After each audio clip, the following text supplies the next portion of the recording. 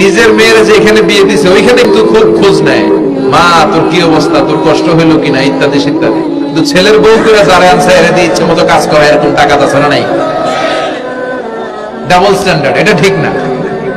আর বৌমা যারা আছেন, ঘরের বৌমা, এরা শাশুড়িকে একটু মায়ের মতো মনে করেন না? কারণ একদিন আপনিও শাশুড়ি হতে চলেছেন, একদিন আপনিও শাশুড়ি হবেন।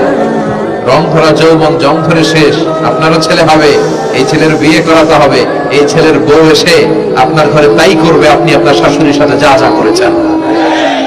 এই ছোট্ট হিসাবটা বুঝতে চায় না।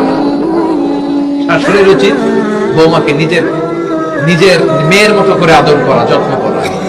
বৌমাদের উচিত শাশুড়িকে মায়ের মতো সেবা করা। এই মিউচুয়াল আন্ডারস্ট্যান্ডিংটা থাকলে কোনো ঘরে আর ঝগড়া হবে? শাশুড়ি বৌমা, আল্লাহ সবাই তুমি কবুল করবে। তাদের হৃদয়ে আছে আল্লাহর ভয়, তারা কবু পথ ভুলে যায় না। আল্লাহর প্রেম ছাড়া এই দুনিয়ায় কারো কাছে কোনো কিছু চায় না।